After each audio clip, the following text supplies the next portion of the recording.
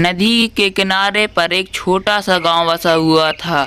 उस गांव के लोग खुशी खुशी अपना जीवन व्यतीत कर रहे थे। गांव में अगर कुछ परेशानी की बात थी तो वो था ये जंगल, क्योंकि लोगों को मानना ये था कि जैसे ही रात होती उस जंगल में भूत प्रेत प्रकट हो जाते थे। हैरानी की तो यह बात थी कि रात को भी वो भूत प्रेत गांव में नहीं आते थे, पर फिर भी कुछ लोगों का मानना यह था कि वो जंगली भूतिया है। गांव के ही एक घर में, अरे भैया, हमारी अब सारी सब्जियां खत्म हो चुकी हैं। अब हमें दोबारा से बाजार जाकर सब्जियां खरीदनी होंगी। आप मेरे को कुछ पैसे दे दो, मैं उससे ताज़ा ताज़ा सब्जियां ले आऊँगा। अरे नहीं छोटे, तू इतने दूर मत जा, मैं खुद ही चला जाऊंगा। मुझे थोड़ी ही देर लगेगी। तू बस अपना और अपने इस घर का ध्यान रखना, और अगर मुझे कुछ ज्यादा ही देर लग जाए तो मेरी चिंता मत करना। अच्छा ठीक है, अब मैं चलता हूँ। ऐसा कहकर दीनू घर से चल देता है। कुछ दूर पहुँचने पर ही वो गांव के बाहर अब पहुँच चुका था। जल्दी पहुँचने के लिए वह नदी का रास्ता से चला जाता है। तकरीबन दोपहर के 2 बजे वो बाजार पहुँच जाता है। अरे दीनू भैया, बताओ फिर कैसे आना हुआ हमारे यहाँ। अरे भैया, अब आपसे क्या छुपाना, आपको तो ये पता ही होगा कि आपकी ये फलों सब्जी की दुकान है और हमारा गांव बाजार से काफ़ी ज़्यादा दूर है।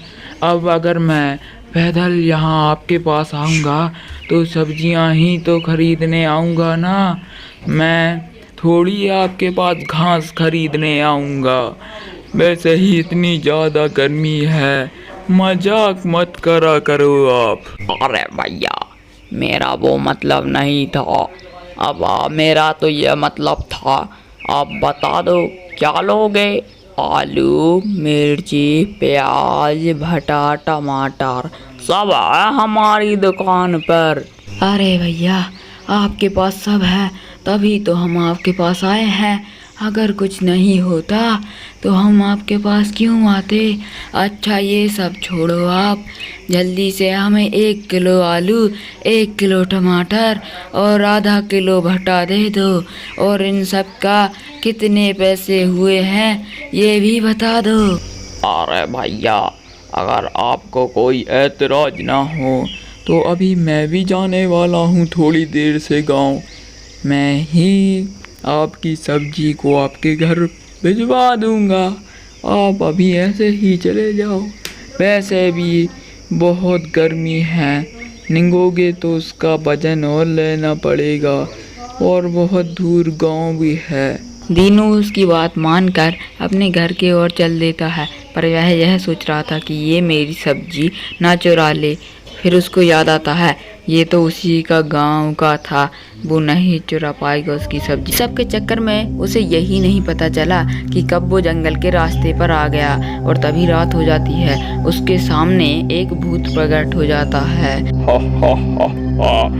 शिकार को चल कर हमारे पास आया, मजा आ गया आज तो भाया। आज तेरा क्या होगा रे कालिया। वो डर जाता है और सोचने लगता है अब क्या करें। तभी उसके दिमाग में एक पैतरा आता है। वो जोर से चिल्ला कर बोलता है, अरे बाप रे, ये क्या, एक भूत क्या कम था जो 2 और आ गए। यह सुनकर भूत की आंखों में अगल ही डर बैठ जाता है। वो जैसे ही मुड़कर देखता है तो पाता है वहाँ तो कोई भूत नहीं है। वो दीनू की ओर देखता है, पर अब वहाँ दीनू भी नहीं था। उधर दूसरी ओर दीनू बहुत तेज भागता है, और भागते भागते तकरीबन 12:30 बजे घर पहुँच जाता है। घर पहुँचकर देखता है कि सारी सब्जी रखी हुई है, और उसके छोटे भाई ने सब्जी और रोटी बनाकर खाकर सो चुका है। फिर क्या, वो भी रोटी खाकर सो जाता है। अगले दिन जैसे ही सुबह होती है, दीनू बीच गांव में आकर चिल्लाने लगता है, अरे सुनो सुनो सुनो, जल्दी यहाँ आओ। हमारे गांव के पास ही में जो एक जंगल है वो सच में ही एक भूतिया जंगल है। कल रात के मैं उस जंगल में गलती से चला गया और वहाँ मेरे को एक भूत मिल गया। क्या बोले भैया, आपको भूत मिला था? अरे वो सब तो ठीक है, पर आप उस भूत के हाथ से बच कैसे गए? अरे भाई, जैसे ही मैंने उस भूत से कहा कि एक भूत क्या कम था, जो दूसरा भी आ गया। वो डर सा गया और वह उलट कर देखने लगा, पर उधर पर कोई भूत नहीं था और मैंने वहाँ से भाग दिया। जरूर वहाँ पर कोई अच्छा भूत भी होगा जो हमारी मदद कर सके भाइयों। हमको जंगल में जाकर ही देखना हो। बस फिर क्या था, जैसे ही रात होती है, गांव के दो लोग एक छोटा सा टोटका कर जंगल के रास्ते पर चल लेते हैं। कुछ दूरी पर वह जंगल में आ जाते हैं और वहाँ पर उन्हें वही भूत मिलता है। उसे वह मानने लगते हैं और भूत चिल्लाने लगता है। भूत की चिल्लाने की आवाज़ सुनकर उसका भूत भाई भी वहीं आ जाता है और कहता है, मेरे भाई को छोड़ दो, जाने दो, इनकी कोई गलती नहीं है।